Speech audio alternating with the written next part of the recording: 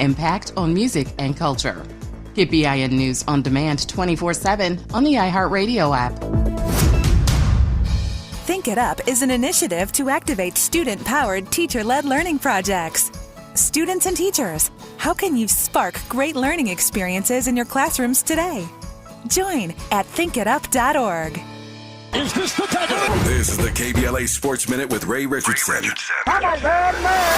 The Lakers have to regroup in a hurry after a demoralizing loss Tuesday night at Oklahoma City. The Lakers have a highly emotional game tonight in Dallas. It's the first return to Dallas for Luka Doncic after he was traded to the Lakers for Anthony Davis on February 1st. Doncic played his first 5.5 NBA seasons with Dallas. His tune-up last night for tonight's game ended early.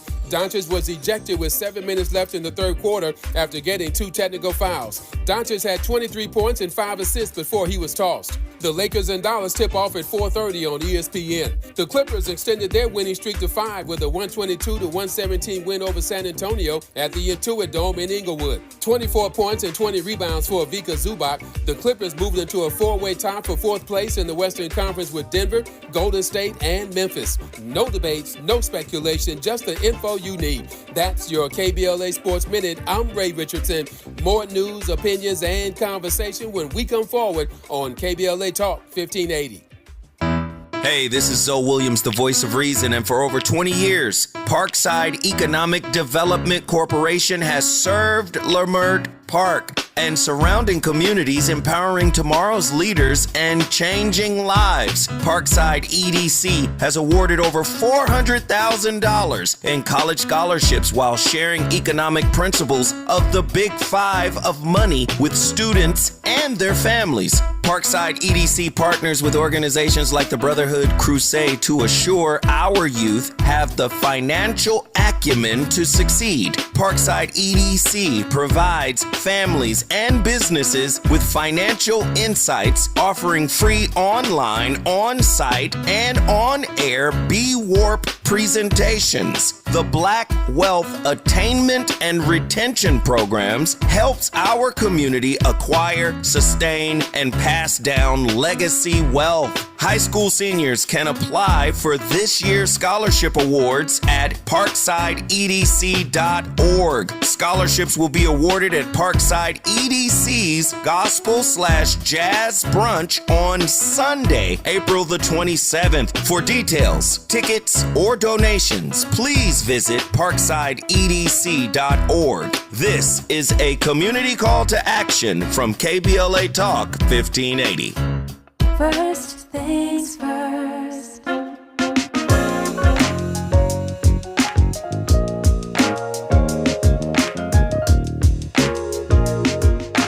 First things first, it's the DU General, Money B. I'ma put you up on the schedule, 6 to 9, 8 weekdays, not too unsettled. Let's go. We got a lot to talk about, so much to pedal through. Unapologetically progressive. Tune to KBLA 1580 to get the mess. We're your ancestors' favorite radio station. First black on talk radio, left side of the nation. Me and Dominique DiPrima go way back. Tap Smiley making sure the station stays black. Discussing all the issues in our community. We're hosted black and brown and others find unity. So let's talk about it. Maybe we can improve it. Digital underground, always down with the move. So we tune in to First Things First with the Queen of Black Talk Radio, Dominique DiPrima. Go sis. First things first.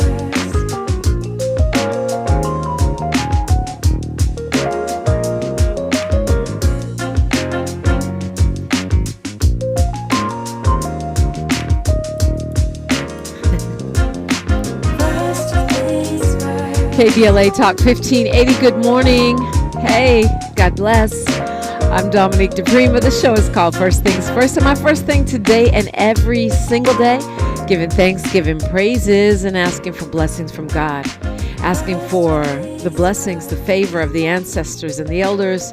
And let's go. We got so much to do. We got a lot to talk about. I am beyond grateful that you are here. Beyond grateful that you're telling everybody you know about KBLA. That's how we do it. That's the way we've always done it, right? So the way things go around here on a Wednesday, A Wednesday that happens to be the birthday of three of my favorite people, by the way. Paul Robeson, actor, activist, singer. The great Paul Robeson's birthday is today. The great Asha Jordan's birthday is today, part of our team. She's the booking producer around here. And shout out to Asha. And then a big happy birthday to my brother, the mayor of Newark, New Jersey, soon to be the governor of the state of New Jersey, if things go as planned. And if you look at the polling right now, that could really happen. Just one of a handful he would be of black governors in the history of the whole U.S. So, got a couple bucks, go to Res Baraka. I don't know if I'm supposed to say that. I think I can say that. You can donate to his campaign if you want to. And let's get a true progressive, what did the New York Times call him? They called him a radical pragmatic, because he has truly forward-thinking progressive ideas, but is also someone who puts top value on getting things done. So happy birthday, Raz. Y'all like to call him Raz, but it's really Raz. As Tavis would say, rhymes with jazz. Raz Baraka, HBD, and HBD to all, all the others that are having their April birthdays and doing y'all thing, being disruptors and change makers. So if you want to talk to me, and I'm so glad that you do, you can call me at 800-920-1580 anytime during the show. If you want to talk to me virtually, then I welcome you to join on YouTube. I'm streaming there live right now, and the comments always provide our KBLA delegation with a place to talk about anything and everything, including whatever we're doing on the show. We have a jam-packed show today. We'll be joined by Melissa Camacho. She's a senior attorney with the ACLU to talk about the closure of men's jail here in Los Angeles. Is it ever going to happen? The Care Not Cops movement, and where we are under this administration with that agenda. We'll also be joined by our Wealth Building Wednesday guest, because it is a Wealth Building Wednesday. Meet a Black-owned, BIPOC-owned, or socially innovative business. We do that every Wednesday, top of the second hour. Dr. Melina Abdullah of Black Lives Matter Grassroots and BLMLA will be joining me in the second hour.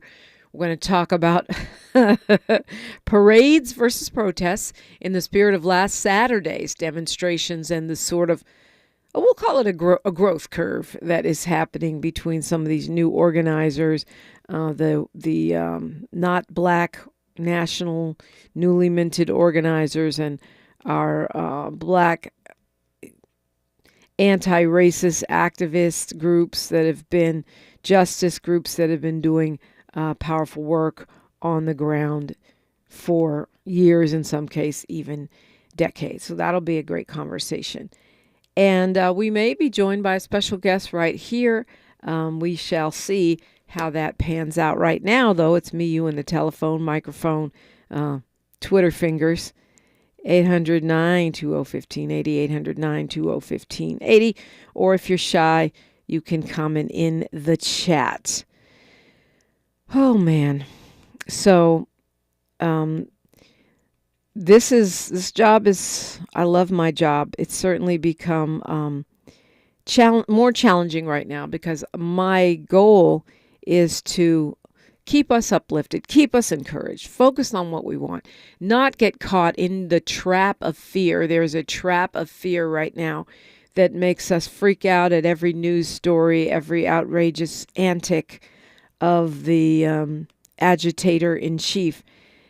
And while I always say this, I do think it's important to keep abreast of what's going on or what could be going on, because a lot of these are head fakes and just, stunting pretty much for the base.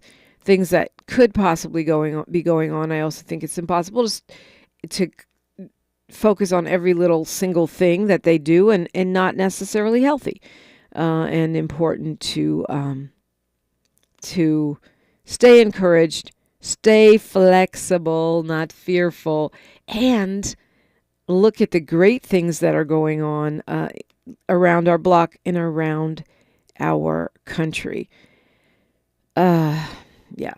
So, as I say, you're always invited in, and we are going to look to the left coast right now. But I'd like to remind us, it's one of my things, it goes on my laugh to keep from crying list, but also the Dumb and Dumber White House portfolio list.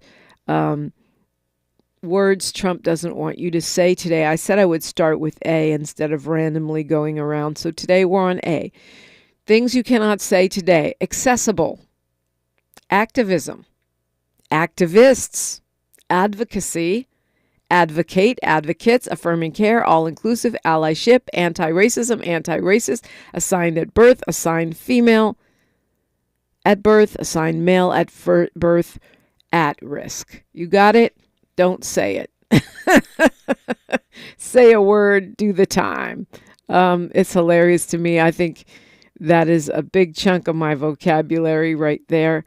And you get bonus points if you can call me and weave one of those words into your sentence. 800-920-1580, 800-920-1580. Bill Asaley, remember him? The fake reparationist who tried to trick certain people into believing that he was going to champion a bill for reparations in the California Assembly, then used his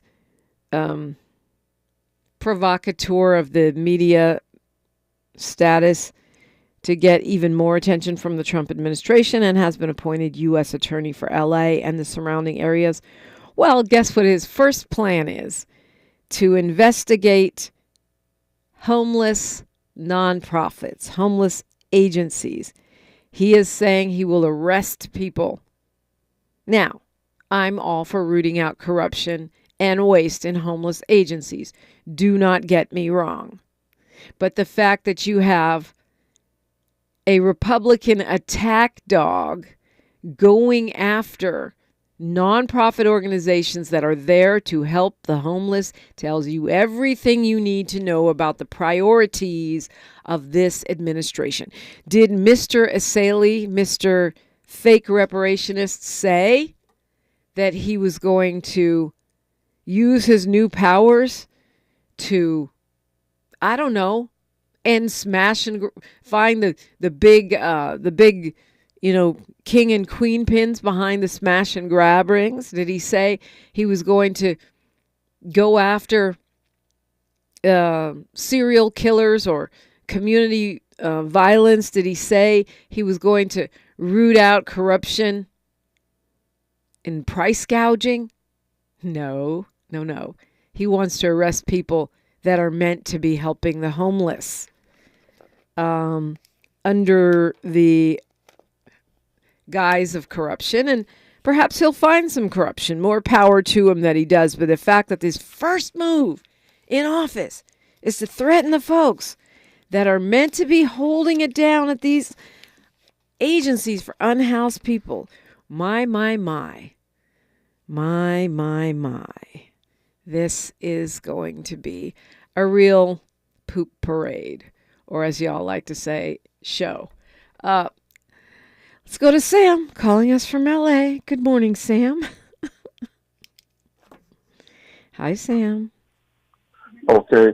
Hey, look, I got two stories. Both of them are kind of disturbing. I saw in Monday's L.A. Times, in the California section, the lady in October of last year got run over on the beach out in Santa Monica. They said she was homeless. And what it was a Chinese guy who was doing donuts in the sand and stuff. And they caught him. He lived in Temple City. I just saw Monday, she wasn't homeless. She was a young black girl named Sharice Allen. She was 35. And she was a customer service rep for the post office. And the thing is, they showed a picture of her. You might could check it out, Monday's LA Times. And her family saying that the guy fled back to China. He never turned in his, he never put on an ankle monitor and never turned in his passport. And district attorney, somebody said that the family might just be out of luck because it'd be too hard to extradite him back here. Now, this young, beautiful black girl is dead, and the family can't do anything about it. I wonder if you know anything about this. She wasn't homeless. Her father. Yeah, I remember the story. They said she was found dead with her face battered. That was the headline, and that there was a homicide investigation underway. This was actually earlier this year, if I remember correctly. No, this is a different story. This lady was on the beach. Yeah, this is the same story. Okay, this is the same story. Yeah, it is. She was on the beach in Santa Monica. What I did not know was that she didn't turn out to be homeless. And it makes you wonder, how did they conclude that she was homeless? Black Lady Beach equals automatically homeless. Like, what gave them? Sharice Allen, is that her name? Right, correct. Yeah, and she is a beautiful young woman. Right. Now, this story that I'm looking at right here, this is from ABC 7 from last month. It says that the man is out on bail. Young's son, he was from that he was out on bail. But you're saying that he fled? Because I don't see that. Well, yeah, I just saw it Monday in the California section of the LA Times. Okay. He fled to China, and first they wanted him held on a $100,000 bail, but the DA or whoever's in charge refused to raise it from the $25,000, and he fled back to China and stuff like that. And her father said that she wasn't homeless. What it was, she had an apartment 2 miles from the beach, and I guess the beach is where she got her comfort and whatever like that. She just laid out. I mean, that's me. Like I go to the beach sometimes and just meditate. It's healing just being out there. Right. And but I can't find what you're saying about the man fleeing. Yeah. He, if you see, I don't know if you could pull up this past Monday. I subscribe to the LA Times. Yeah. Anyway, me and you both, sadly, I can't let it go, even though they make me mad all the time. Okay. Well, I'll take your word for it, because I'm not going to do a massive Google search right now. I can't find it. I do.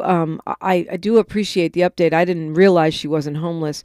You're right. She's a beautiful young woman, and obviously didn't deserve to die, even if she was homeless, which, this is the thing that I always like to remind us. These stories say, well, the person was a gang member or they were homeless, like somehow that means it's okay for them to die.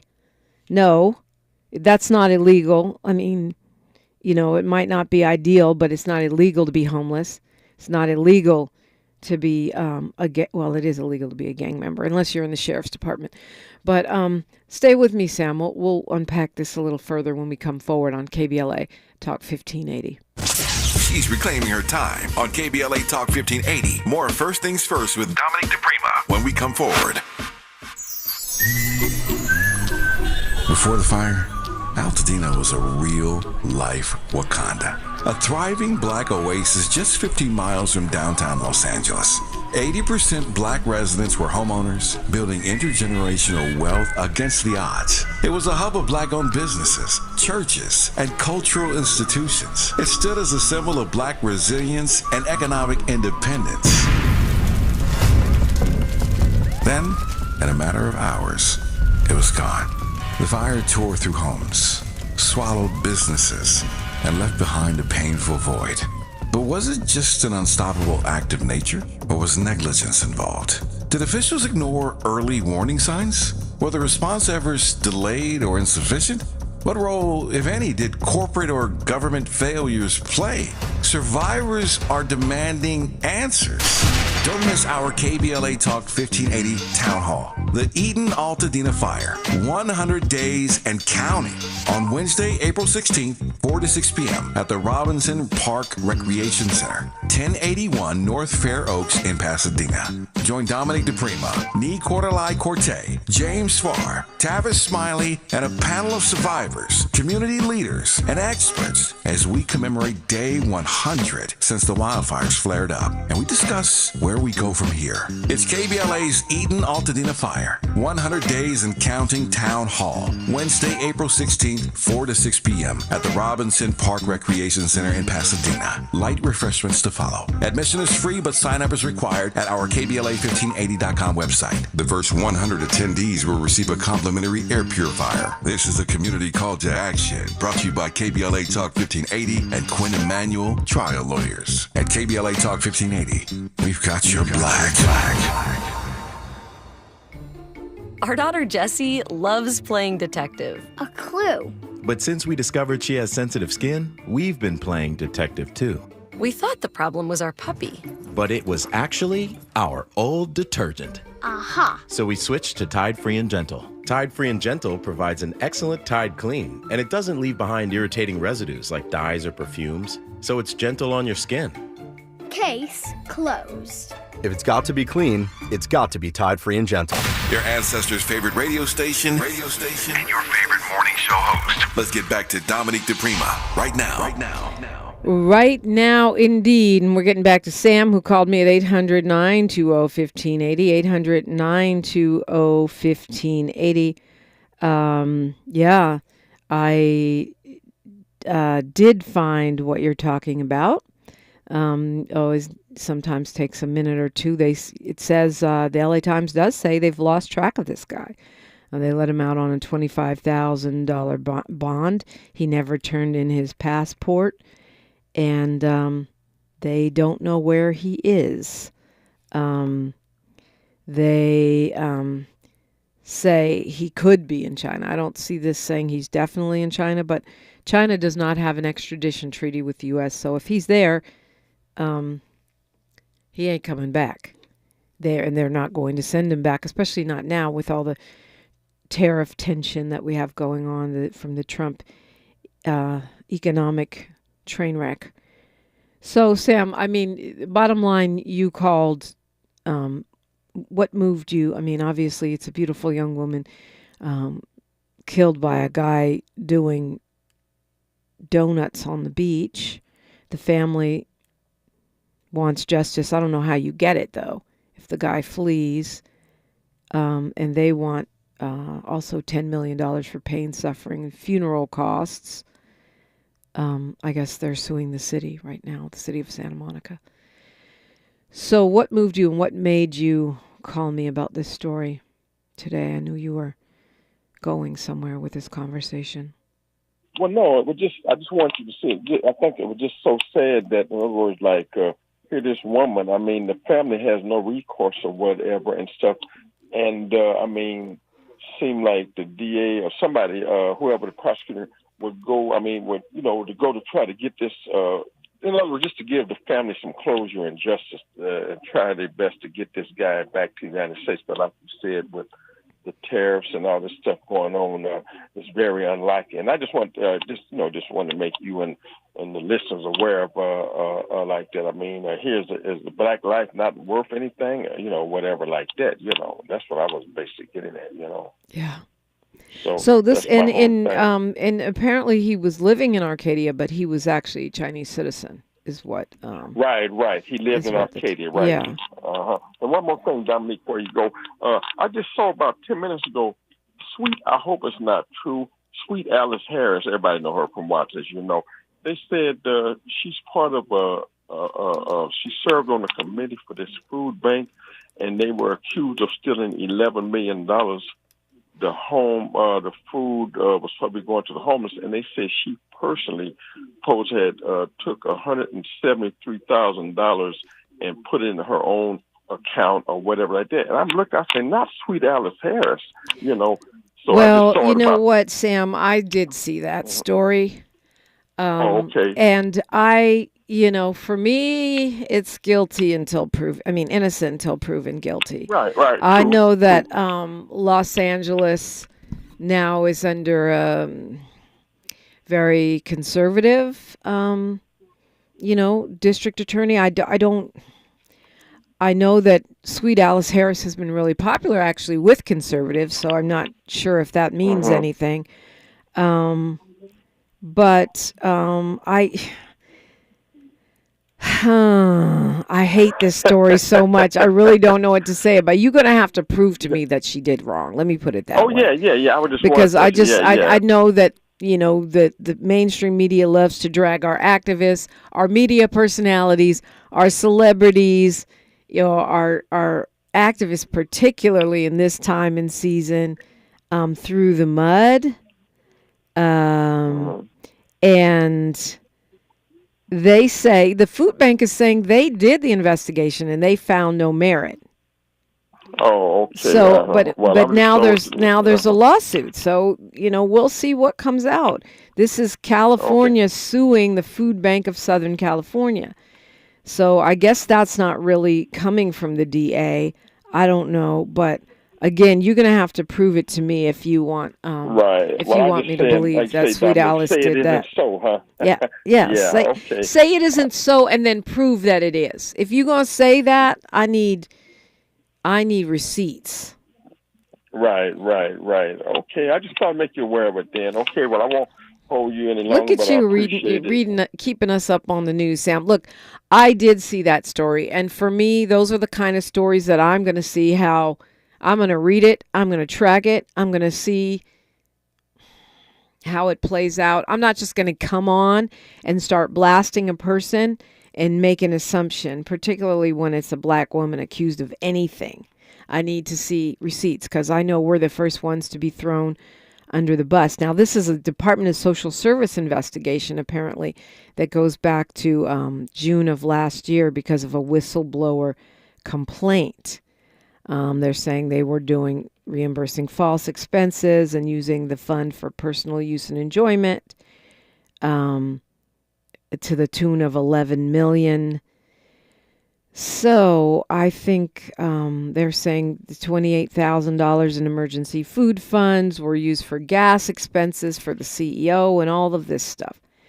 The board members, it's a lot of names on that board. Or you might know. But like I said, I'm going to need receipts. They're saying they used their own corporate accounts and credit cards, and they were able to track the stuff. But again, show me the receipts. I need more than allegations.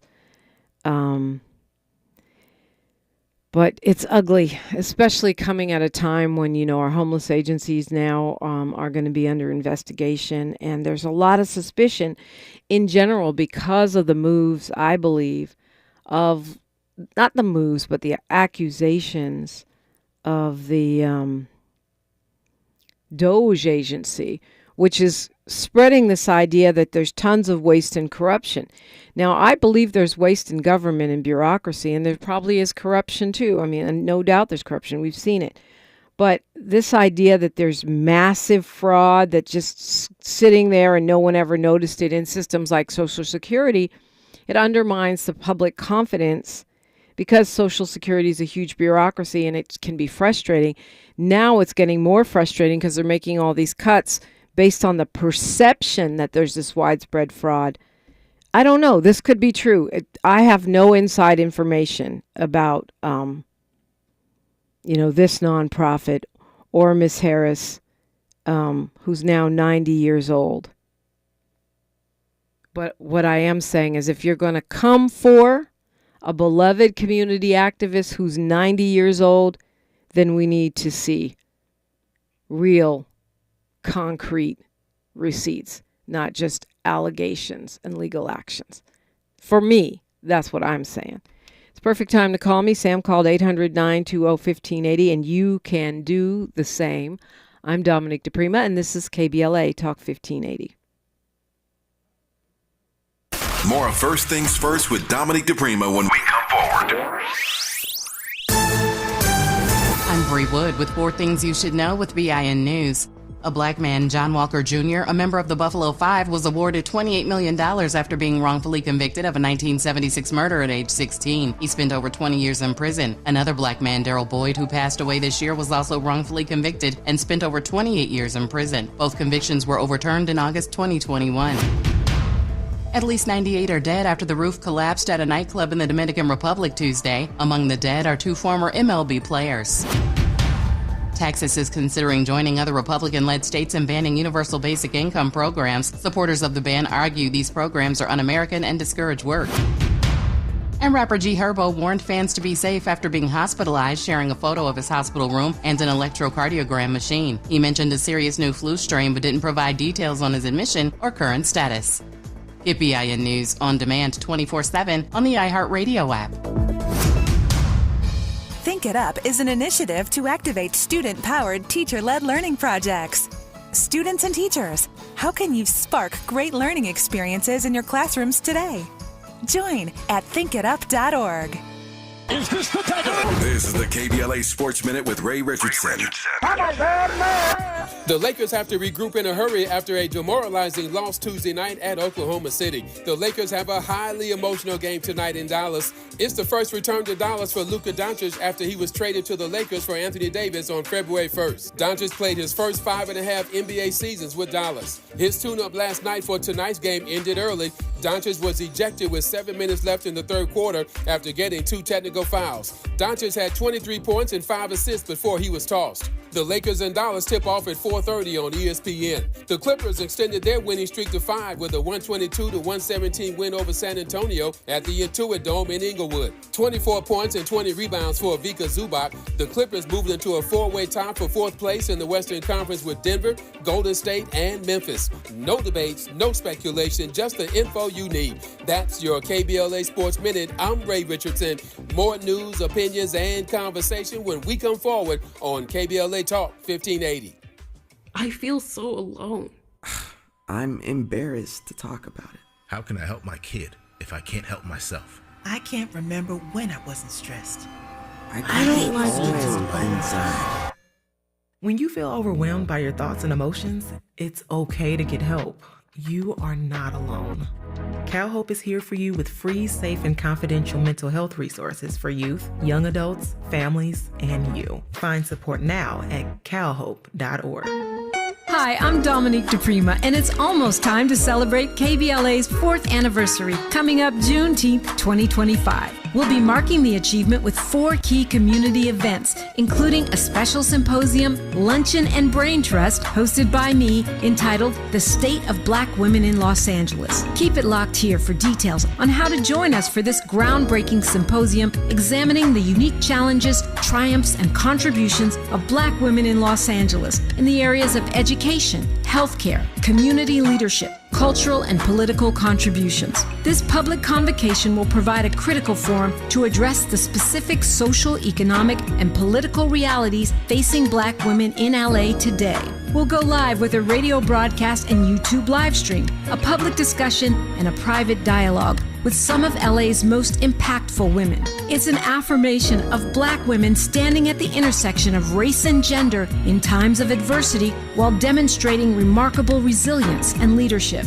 We will listen and we will speak out and be heard, all in service of finding opportunities and solutions. Please plan to join us in celebrating our 4th anniversary by amplifying the voices of Black women. For more on our symposium and 4 events celebrating 4 years on the air, simply stay tuned or keep an eye on KBLA1580.com and help make this Juneteenth more jubilant with all of us at KBLA Talk 1580. Thanks for waking up with Dominique DiPrima on KBLA Talk 1580. I do appreciate you joining me now in the studio. I said we might have a special guest, and he is here with us right now. So we'll pivot a little bit here and find out what he's up to. He's an adjunct professor at LA Trade Tech plus Southwest College. He's got a long career of public and private service. He was elected to Inglewood City Council at the age of 26. He served there for 12 years, reelected in 2007. He was elected mayor in a special unexpired term election back in 2010 and served as mayor until 2011. He is now a consultant, a professor, a culturally conscious college educator. Dr. Daniel Tabor, good morning. Good morning. Good morning. How are you? I'm blessed and highly favored. Yeah. Indeed. A lot going on. Yeah, yes, indeed. So we're about to celebrate our 4th year here at KBLA and happy to welcome you in.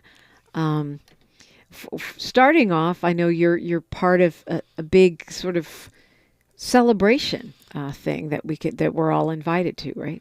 Springfest 2025. Yes. We have rekindled, and let me be very correct. My youngest daughter, Sinclair, rekindled Springfest.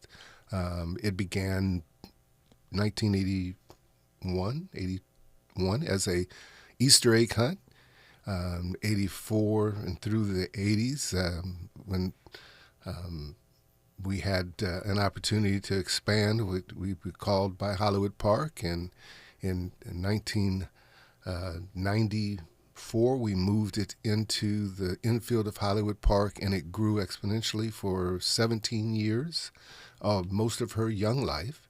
And she decided that since she didn't have that experience, but she enjoyed working in the community and working with people, that she would talk her father and mother into helping her bring Springfest back. And we called our old allies, Councilwoman Heather Hutt, who had helped us with Springfest back in the past, and many of our new friends, and organized what this is now our 3rd year at the Michelle and Barack Obama Park on Saturday, April 12th from 11 to 4.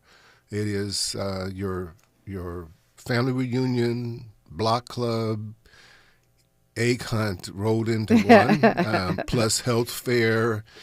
We like to describe it as an experiential and educational 5 hours of fun for children, families, and adults, and seniors as well. And it's free? And it's all free. It has always been all free, and this year resources are a little thin, but we hope to see many people out. We had, I think, over 500 young people last year, 400 the first year we brought it back. And if we get to 600 to 700, we'd be excited. But more importantly, it'll be a fun day. Looks like we'll have great weather for it. So, yeah, it seems like a perfect day.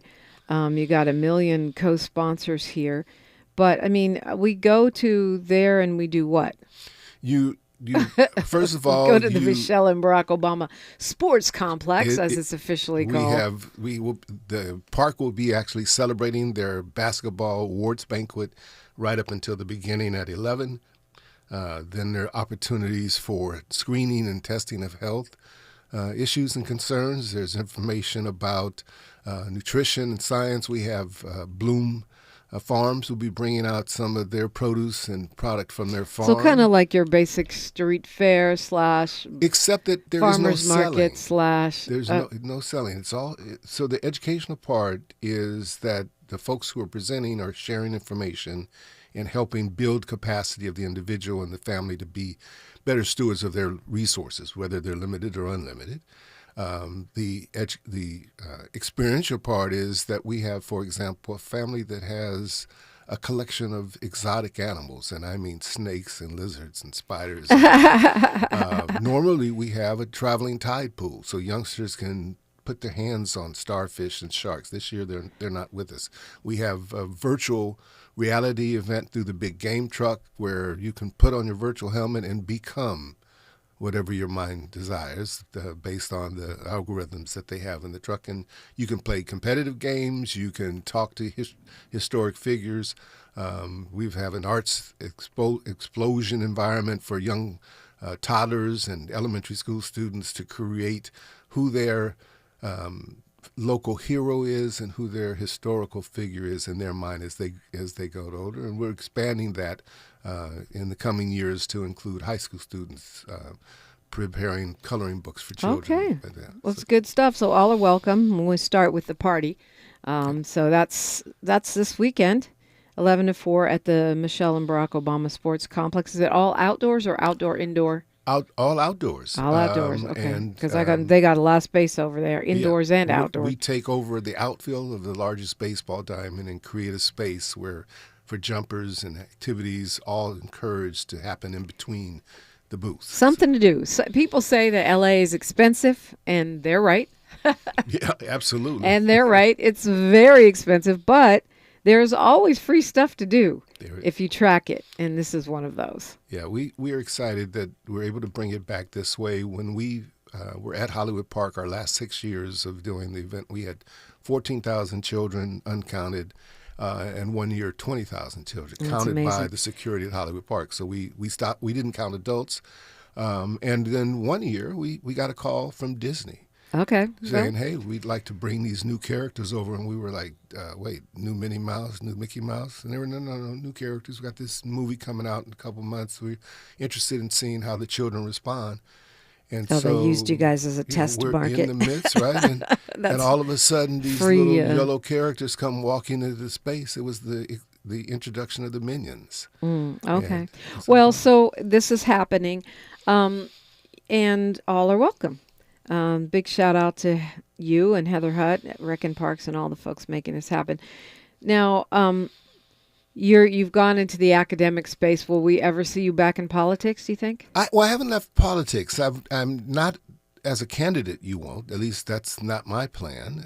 But I stay involved in public policy work around transportation, public housing or housing development, and environmental issues, air quality, water, ground sources. And I help work through that process through an organization called Move LA.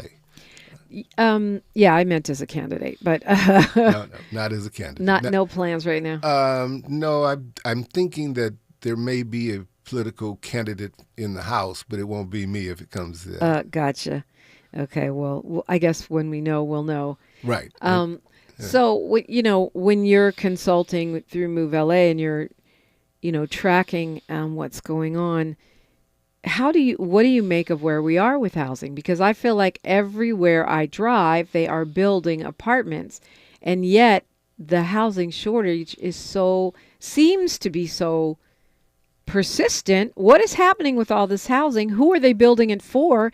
Is all of this luxury housing, even the stuff that's going up along Crenshaw and along Jefferson and Adams? I mean, it's just seems like there's housing being built everywhere, but there's no relief for pricing or supply. How is that even possible? It is possible in a capitalist society to have a commodity, and in this instance, this commodity is housing. And in the advent of this country, and in most non-Eurocentric countries, housing is a opportunity for families. It is a place that is community built in that sense. We might remember in old movies, folks would get together and they'd build the church, and they'd get together and they'd build the houses. Yeah, but when does that happen in L.A.? Actually, in the early beginnings, yes, not anymore. Okay.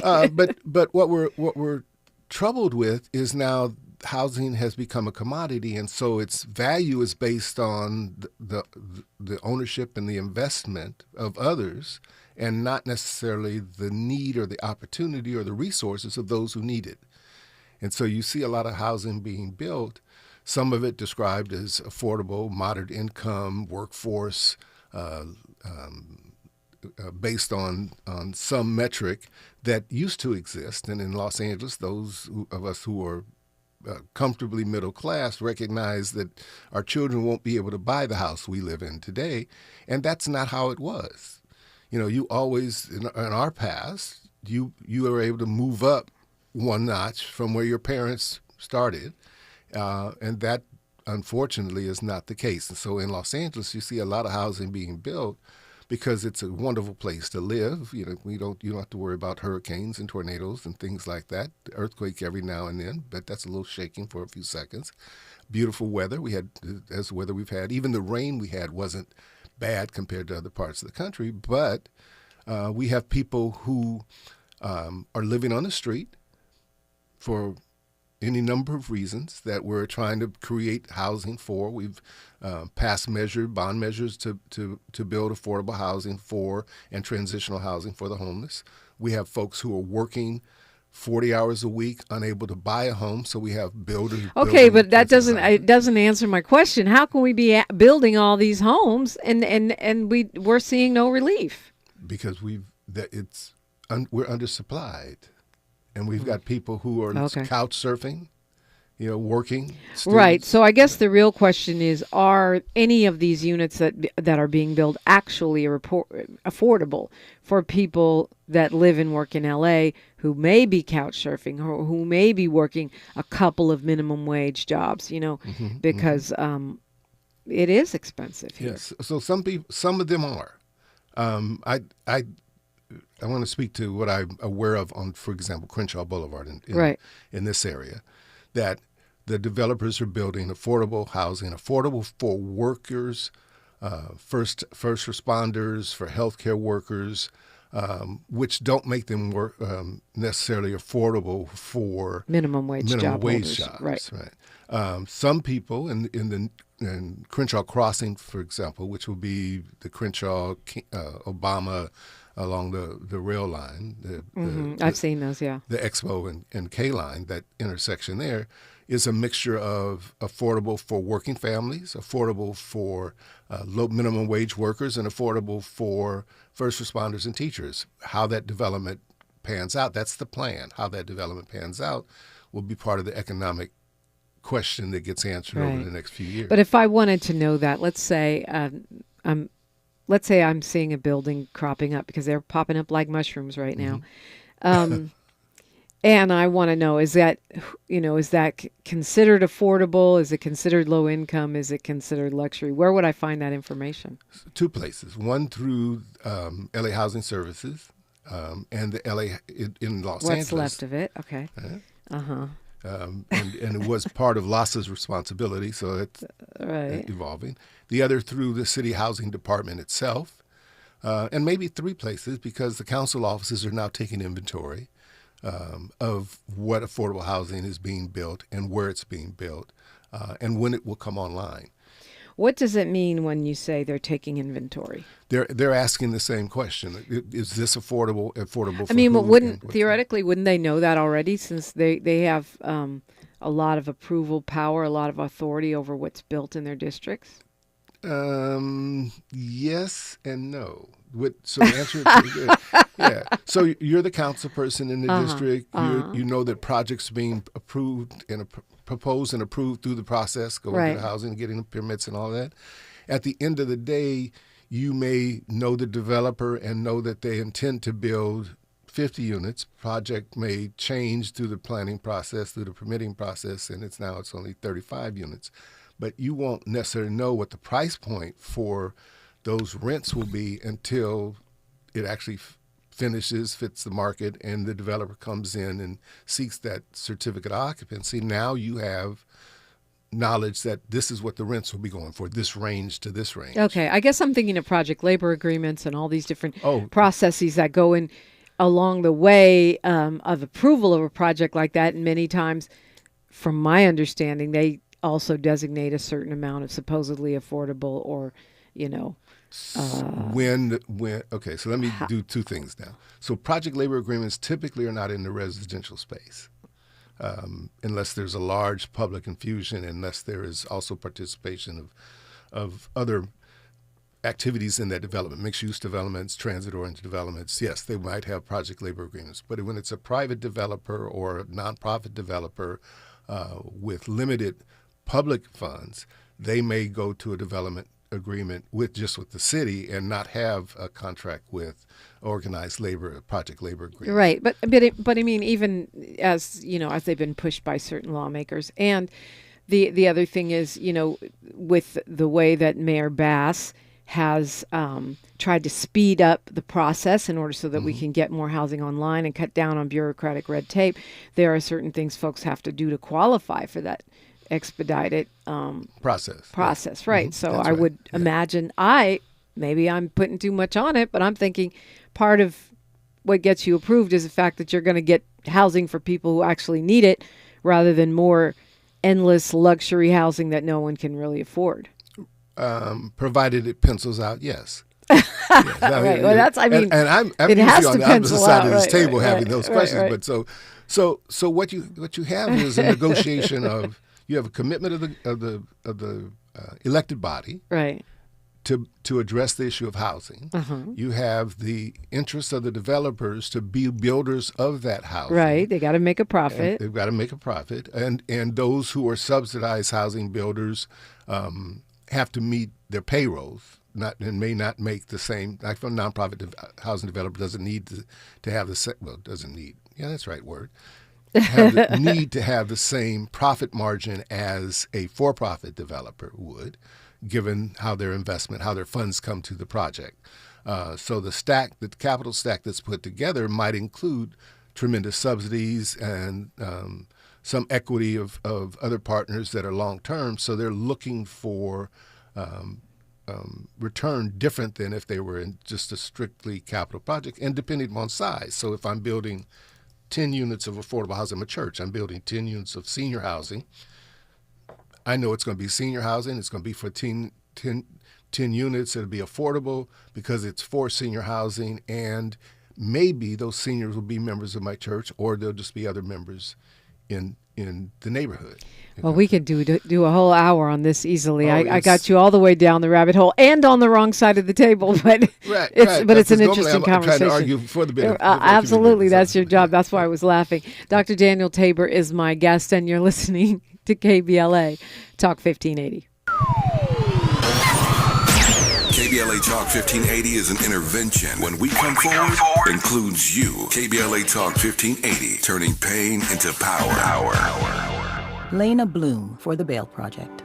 Imagine you're stuck in a jail cell and you can't afford bail, and someone offers you a way out. Just plead guilty and you can go home and kiss your kids goodnight. What do? What thousands have. You plead guilty whether you are or not. Cash bail makes poverty a crime. That's why the Bail Project helps those who can't afford it while fighting to end cash bail, because freedom should be free. Brought to you by the Ad Council. Texting privacy policy and terms and conditions posted at textplan.us. Texting enrolls for recurring automated text marketing messages. Message and data rates may apply. Reply stop, opt out. Individual results may vary. Consult a doctor prior to use. If you've struggled to lose weight in the past, this important message is for you, because you could lose as much as 50 pounds or more with Zelfie. Zelfie makes it easy and affordable to get weight loss treatment 100% online. Zelfie providers can prescribe FDA-approved GLP-1 weight loss medications clinically shown to help people lose weight, like Wegovy, Zepbound, and others. Plus, help get the medication covered by insurance, so it's as little as $0 a month. The doctors are super helpful, and the meds have been a game changer. It's the first program I've had success with. Before Zelfie, I was unable to lose weight, even though I was eating healthy and exercising 6 days a week. Zelfie helped me not only lose weight, but I feel so much better. Text GOAL to 200-300 to get started today with Zelfie and see if weight loss medications like Wegovy or Zepbound are right for you. Don't wait. Text now for a link to your exclusive offer. Text GOAL to 200-300. That's GOAL to 200-300. GOAL to 200-300. Broadcasting live from Leimert Park, USA. Welcome back to your home for unapologetically progressive radio. KBLA Talk 1580. Dr. Daniel Tabor is in the studio, and we're talking about, well, you said you're consulting for folks in government. You're not actually sitting in the seat of the lawmaker anymore. Also a professor, and bringing back Spring Fest, which is coming up this weekend at the Michelle and Barack Obama Sports Complex. Y'all know where that is. But, we started out talking, well, Sam from LA called and got us talking about the investigation of the food bank. I was already talking about the investigation of homeless services that was announced by fake reparationist Bill Asaley. And I'm thinking about our talk right now concerning affordable housing and how we know what's being built in our community, gentrification versus expansion of homeless permanent supportive housing or affordable projects, etc. And I'm thinking about where we are on two fronts. Number one, the political front, which seems pretty perilous for Black communities, low-income communities, and probably really advantageous for developers, and under the loss of under what we will probably see, the loss of regulation in almost every area. That's what Elon Musk said. It was that no regulation at all needs to be the norm. And then coupled with whatever economic impact, what I call the economic free fall that's happening of America right now under the tariffs, weird threats and wars that are coming out of the White House, not to mention unfriending our close allies like Canada. How do you see that impacting, like, the fortunes of what we're trying to do here in getting, overcoming our unhoused persons problem, which, by the way, is not just an LA thing. We're close to, 1 million nationwide? Nationwide, a little bit over 1 million nationwide. Yeah, that's crazy. Yeah. So I was talking last night about, or writing last night about the shell game, the 3-card Male game that is being played with us by this current administration, Elon Musk, who has no constitutional authority, and a president who, as folks have clearly identified, as a criminal based on the decision of the courts. And what I mean by that is that he ran under the notion of this promise of making America great again, and Black folks never been able to identify when it was great for us, but, the struggles that we've gone through. And then said he didn't know anything about Project 2025, that it was a myth, that and yet his first months in office have been implementation of the very first chapters of Project 2025, including this decision that, what I like to say is undermine the fundamental premise of American democracy by proclaiming yourself king and wiping away the factual histories and contributions of others to the extent that you can, and see how trusting your court that you've appointed is in supporting this effort to create an aristocracy right in front of our eyes. And so the ball that we're trying to track now is the economic ball, but at the same time, his other hand is working on the deconstruction of the social, cultural strata in this country and the elimination of KBLA 50, or the elimination of the people who've contributed to its economic benefit, even though they've not themselves benefited. So we'll talk about in that effort attack on our friends through the tariffs.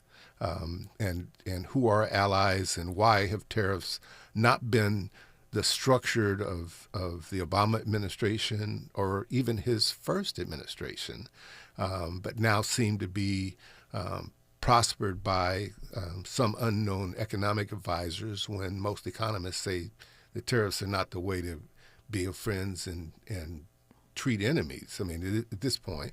And then, how we're watching that, watching those of us who've had retirement investments disappear over the course of days, or be severely impacted over the course of days.